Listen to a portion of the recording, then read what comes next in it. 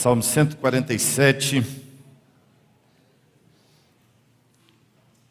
Nós estamos já bem perto do término da nossa peregrinação pelos Salmos, nossa jornada. Começamos há mais de 3 anos atrás, no Salmo de número 1, estamos chegando já ao final. Hoje 147, semana que vem 148, no mês de julho fechamos o 149, no último domingo são 5, e no primeiro domingo de agosto chegaremos aos 150. Aí não dá para não fazer uma festa, não é?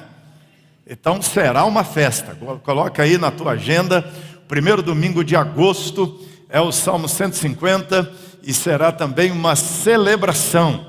Estamos agora naquela jornada dos 5 salmos chamados Salmos Aleluia, porque eles começam com Aleluia e alguns deles até, como que leremos, termina com Aleluia.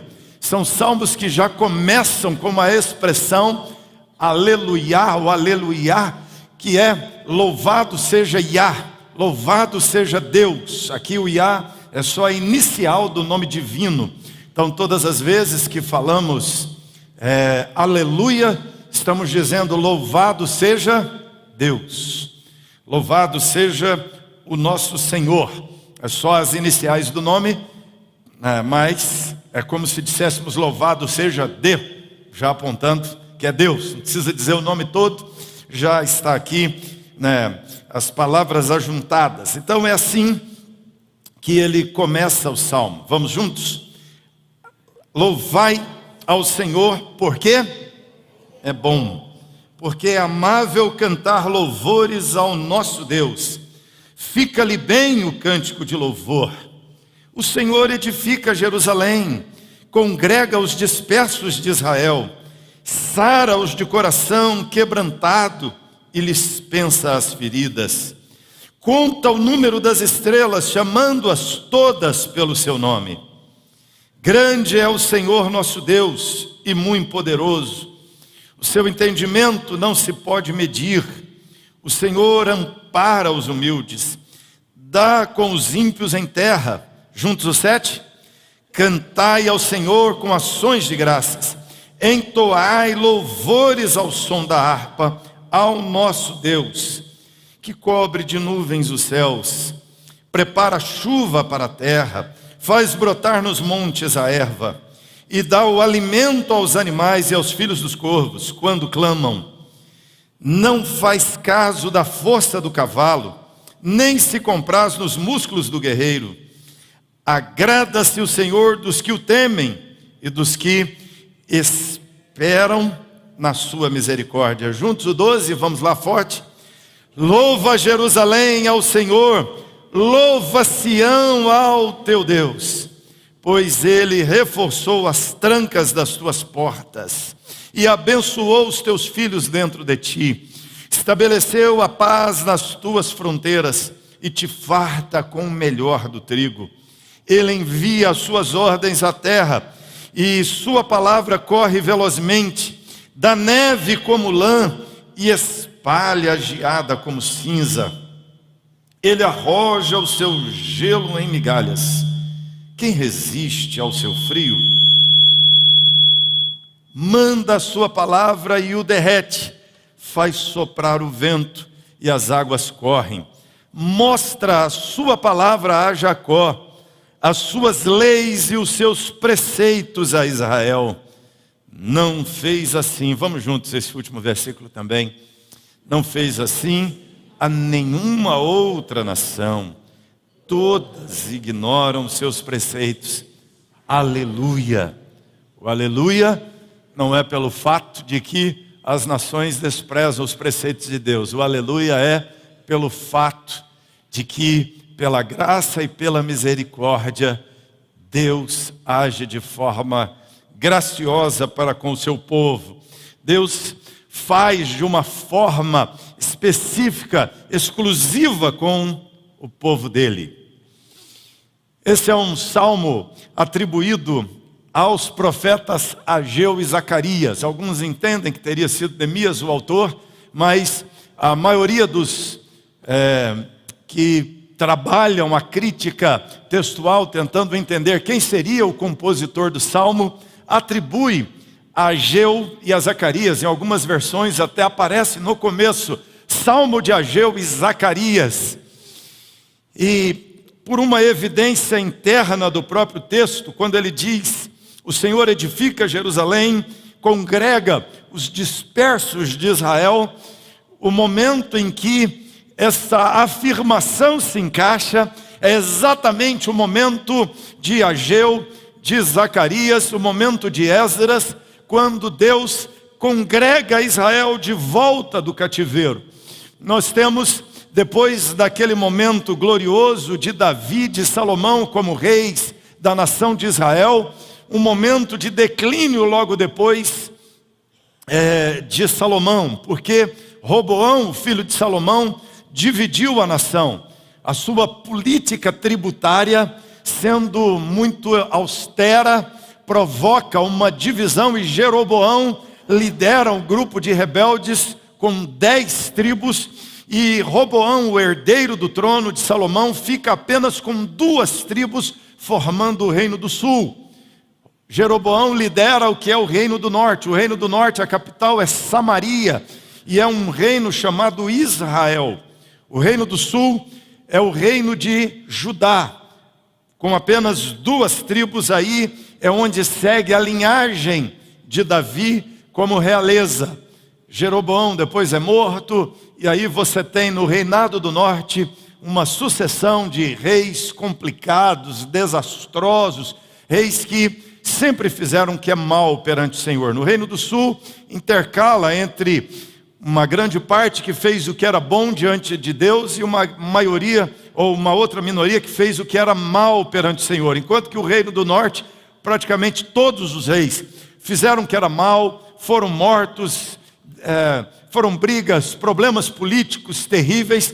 E o reino do norte, porque se afasta de Jerusalém, que é o centro da adoração, que é o centro da religião, o reino do norte, que adora lá no Monte Gerizim, em Samaria, se desvia rapidamente, abandona a lei de Deus e entra num declínio moral e espiritual muito rápido. E por causa disso, no ano 722, o reino do norte é invadido pelos assírios e deixa de existir. As terras são conquistadas, a capital Samaria é invadida e dominada pelo império ou pelo reino assírio, pelos povos vizinhos.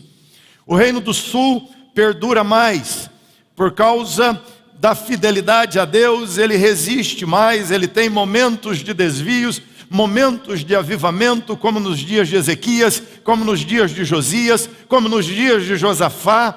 Ele tem despertamentos espirituais, ele vai a um declínio e sobe, até que por fim o próprio reino do sul, o próprio reino de Judá se desvia também se afasta de Deus, e aquilo que eles achavam que jamais aconteceria, por volta do ano 609, 610 acontece. Jerusalém é sitiada pelos babilônios, é invadida, e numa sequência de cercos e invasões e captura de judeus, finalmente, por volta do ano 587, Jerusalém é destruída. Jerusalém é derrubada, o templo de Jerusalém é destruído, e todos os judeus ali capturados, os que ficam lá, são apenas algumas pessoas extremamente pobres, e a cidade está em ruínas, e não existe mais o templo de Jerusalém como lugar, como centro de adoração.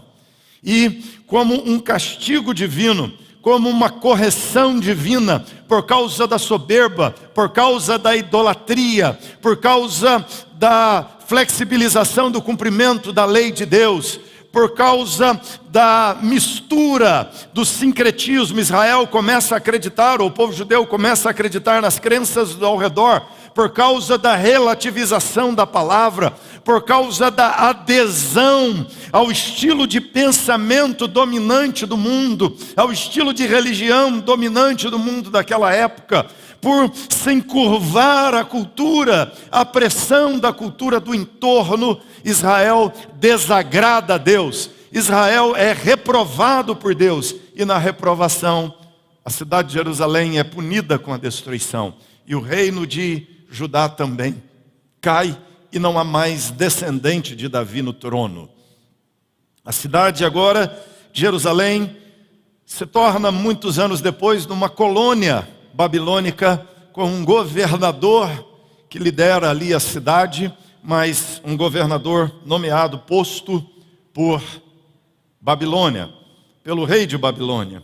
E esse salmo, ele é composto exatamente nesse contexto. Os profetas que Deus levanta são exatamente o profeta Ageu, o profeta Zacarias, que Deus levanta para encorajar o povo, para animar o povo, para voltar a Jerusalém, para reedificar a cidade de Jerusalém. Eles estão diante de uma realidade que, humanamente falando, seria impossível retornarem àquela terra, reedificarem os muros da cidade e reconstruírem o templo de Jerusalém. Mas, liderados por Esdras, eles voltam. Esdras, como um líder da reconstrução do templo, os profetas, como aqueles mensageiros que trazem uma pregação de encorajamento, e podemos dizer que eles vivem ali um despertamento espiritual, um certo avivamento, e naquele avivamento, desafiados por Deus, pela manifestação da presença de Deus com eles, eles retomam a construção de Jerusalém. E o salmo é cantado exatamente nesse contexto. Ele é cantado exatamente depois de olhar e ver a grande restauração de Deus. E ele é dividido naturalmente em 3 partes. A primeira é o versículo 1, que diz: louvai ao Senhor, porque é bom, amável, cantar louvores ao seu nome. Fica bem o cântico, e aí ele descreve por que devemos louvar ao Senhor. A segunda parte está no versículo 7, quando ele introduz mais uma vez uma ordem: cantai ao Senhor com ações de graças, entoai louvores ao som da harpa, ao som de instrumentos ao nosso Deus. E aí ele lista mais uma vez as razões pelas quais nós devemos cantar louvores a Deus.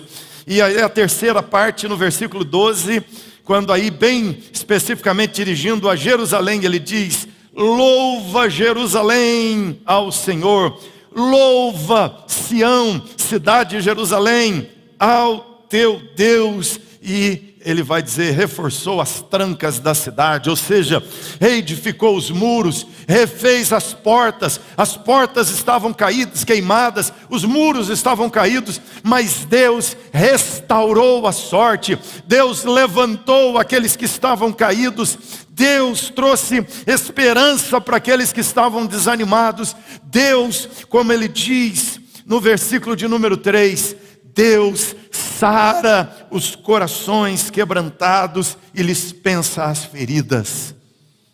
Ele está dizendo nesse salmo que nós podemos louvar a Deus, porque Deus é o Senhor que tem cura para os corações feridos.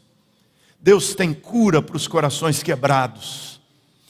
Não importa o que quebrou o coração, as conjunturas que trouxeram feridas para a alma, eles estavam quebrados como nação, eles estavam despedaçados como povo, e a culpa era deles, eram os seus pecados, eram os erros do próprio povo, eram os erros dos reis, eram os erros dos anciãos, eram os erros dos sacerdotes, eram os erros do povo. Eles sofreram juízo por causa de seus pecados. Estavam quebrados porque erraram, estavam quebrados por causa do ataque do inimigo, estavam quebrados por causa da invasão babilônica, estavam quebrados, roubados, saqueados por causa da ação do diabo. O profeta Zacarias, no capítulo 1, versículo 3 de seu livro, ele diz que Satanás atacou o sacerdote, que Satanás sujou as roupas do sacerdote. Era uma batalha espiritual e eles perderam na batalha espiritual. Era uma batalha política e eles perderam na batalha política. Eles estavam com problemas econômicos, problemas morais, toda ordem de problemas, e por isso a alma ferida, por isso o coração quebrado. Mas ele diz que no céu tem um Deus que cura corações feridos. Olha o que ele faz então no Salmo.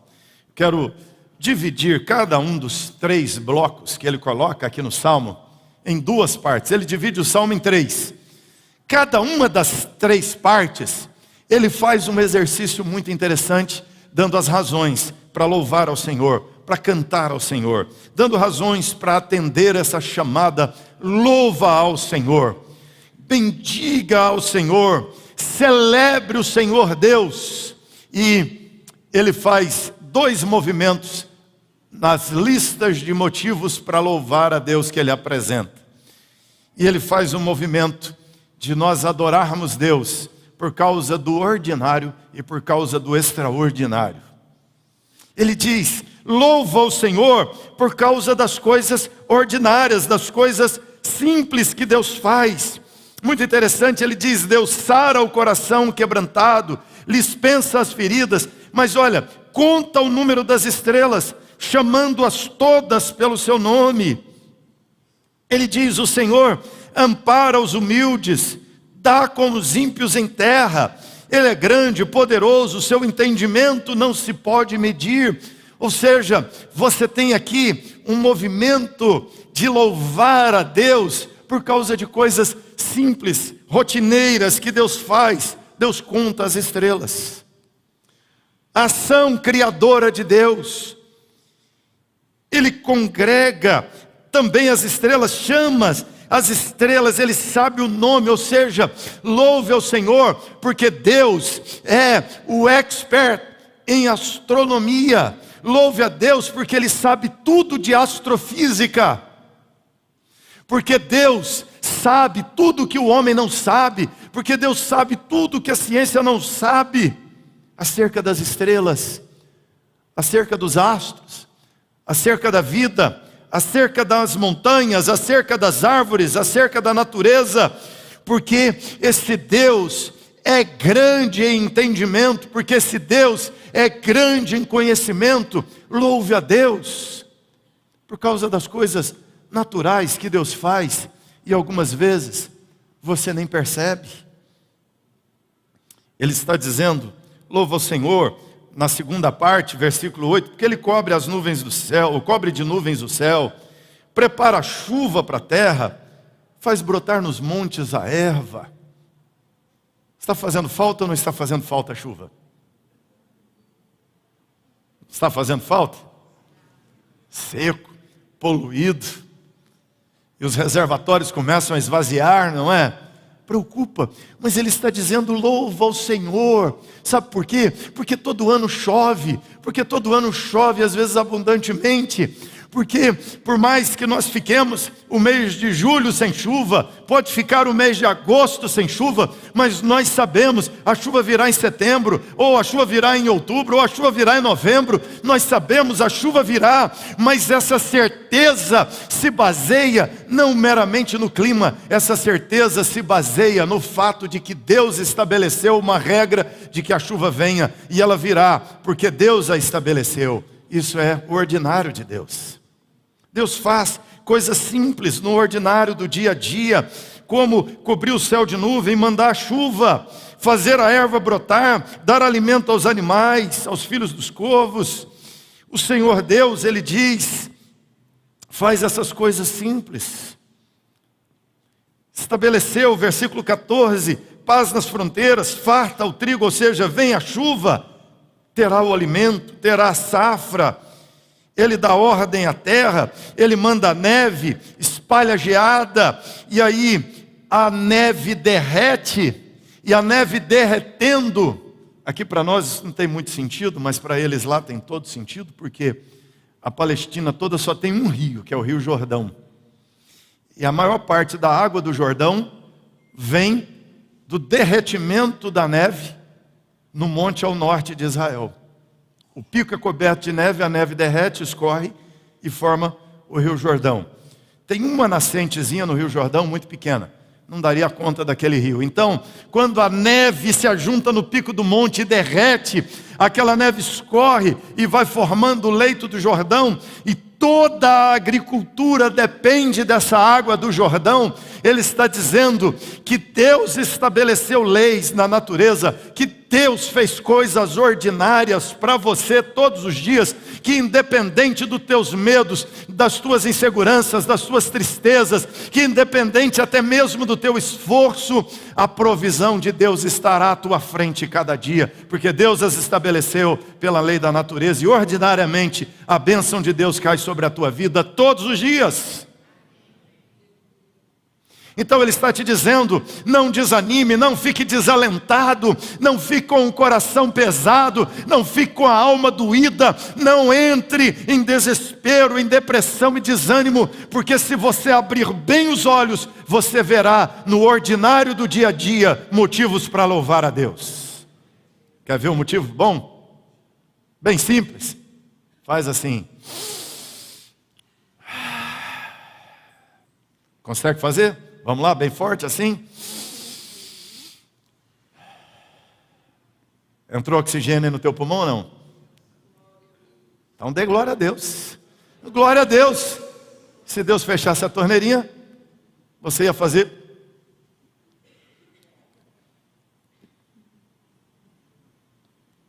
Você ia morrer. Você vai sair lá fora, tem um sol. Você sair lá fora e tem natureza. Sabe por quê?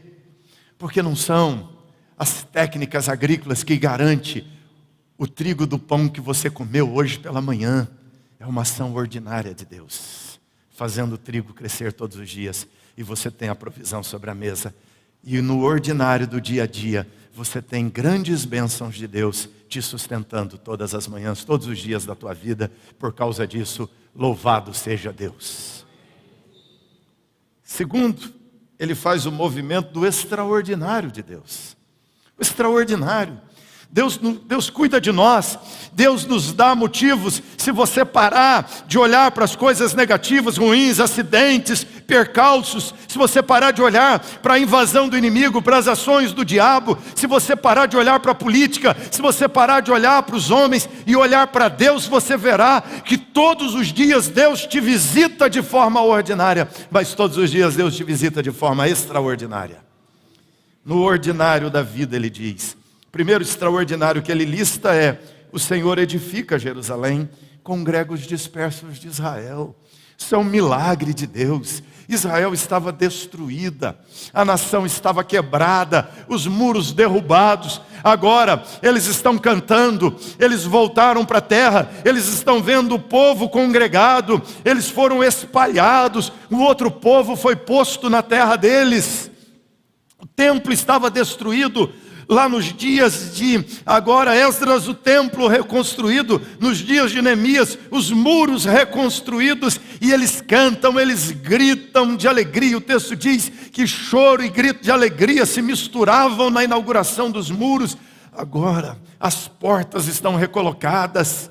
Agora, tudo que foi roubado está sendo restaurado, tudo que foi perdido está sendo readquirido. Agora, tudo que foi destruído está sendo refeito. Agora é tempo de restauração, é tempo de visitação, é tempo de intervenção sobrenatural de Deus. A nação está lá de novo, é uma graça do Senhor, é um milagre do Senhor, é o sobrenatural do Senhor visitando a nação. Eles sabem que de forma natural jamais se reestabeleceriam. Então é com base nesse sobrenatural de Deus que ele está dizendo: Deus cura o coração ferido, Deus cura com o oxigênio de cada dia, Deus cura com a água fresca de cada manhã, Deus cura com o pão na mesa, Deus cura abrindo a porta para o trabalho, Deus cura te dando força para trabalhar, para reagir de forma ordinária e natural. Mas Deus cura o coração ferido, fazendo milagres com uma intervenção sobrenatural. Deus cura o coração ferido, fazendo o impossível, fazendo as coisas sobrenaturais, realizando as coisas que jamais podemos realizar. Deus faz o impossível, Deus reverte o irreversível. Por isso o coração ferido pode se curar. Deus faz o impossível. restaura Israel. Ele diz que Deus nem faz caso da força do cavalo. Aqui é uma expressão do sobrenatural, que o poder de Deus é maior, está acima do poder natural dos homens. Ele é muito poderoso no seu entendimento, é imensurável, é transcendente, é sobrenatural, não dá para entender. Versículo 10, não faz caso da força do cavalo. Ele envia as suas ordens à terra. Versículo 15, a sua palavra corre velozmente. As ordens de Deus acontecem de forma sobrenatural na terra. Como quando aquele homem diz a Jesus: manda uma palavra e o meu servo será curado. E Jesus diz: vai, seja curado. E aquele cidadão chega em casa, e quando chega em casa, o centurião encontra seu servo realmente restaurado, curado de suas enfermidades. Queridos, é isso, o sobrenatural de Deus, o extraordinário de Deus. Nos dias de Neemias, ele faz um pedido que era impossível de ser atendido. Ele pede ao rei: manda-me a Jerusalém, porque a cidade dos meus pais está destruída, suas portas queimadas, seus muros derrubados. E o rei diz para ele: pode ir. Ele diz: então, me dá cartas e autorização para passar, porque vão tentar me impedir. O rei diz: toma a carta, vai. Ele diz: mas eu quero carta para cortar madeira na floresta do rei, para usar na reconstrução de Jerusalém. Eu quero autorização para reedificar Jerusalém. E tudo que Neemias pede, Neemias é copeiro do rei, e ele pede cartas, ele pede madeira, ele pede autorização, e tudo que ele pede, Deus move o coração do rei, e o rei diz assim a cada um dos pedidos de Neemias, e o templo de Jerusalém é restaurado. Esdras não tinha dinheiro, não tinha recursos para reconstruir o templo de Jerusalém. Os inimigos vão lá, embargam a obra, levantam uma indagação sobre permissão de fazer a obra, mandam uma consulta ao imperador. O imperador resolve então consultar. A obra fica parada há 15 anos. 15 anos depois, um dia ele resolve consultar nos documentos do império se realmente aquela obra tinha ou não tinha autorização para ser feita. E o rei então, examinando, descobre que tinha permissão do antecessor dele. O antecessor dele tinha dado uma ordem de que reedificassem o templo de Jerusalém, e não somente havia dado uma ordem, como também ele havia votado verba. Aí sabe o que ele fez? Em resposta à consulta de Tobias, de Setar-Bozenai, que foram fazer indagação para parar a obra, eles chegaram lá dizendo: vocês não têm autorização, para tudo, manda a consulta ao rei. E a carta volta com uma resposta dizendo assim: a obra tem permissão e tem verba votada. Os impostos que vocês recolhem aqui, mandam para o império, a partir de agora, vocês vão recolher os impostos aí e entregar aos judeus. E ele ainda diz assim, pontualmente. Você já pensou? A vergonha do inimigo que tentou impedir a obra, que agora tem que financiar a obra. Sabe o que é isso? O extraordinário de Deus. As ações extraordinárias de Deus. Ele está dizendo: cantai ao Senhor, louvai ao Senhor, aleluia ao Senhor, porque de forma natural, ordinária, Deus te sustenta, Deus te ajuda, Deus cuida de você, mesmo você não vendo. Ele te deu o que você não tem, Ele fez provisões que você nem contabilizou. Louvai ao Senhor, louvai a Deus, porque Deus faz milagres na tua vida, porque Deus te socorre, porque você pode contar que quando os naturais, as coisas ordinárias não forem suficientes, Deus visitará você com o extraordinário e curará o nosso coração ferido. Ele cura o coração ferido. Quando Elias foge de Jezabel e se esconde numa caverna, é muito interessante que Deus, todos os dias, manda um corvo levar a Elias pão e carne. E do lado de onde Elias está, tem um ribeiro de água. E Deus trata Elias, curando o coração ferido de Elias. dizendo para ele: Elias, o meu ordinário de cada dia, o ribeiro de água, te sustentará e matará a tua sede.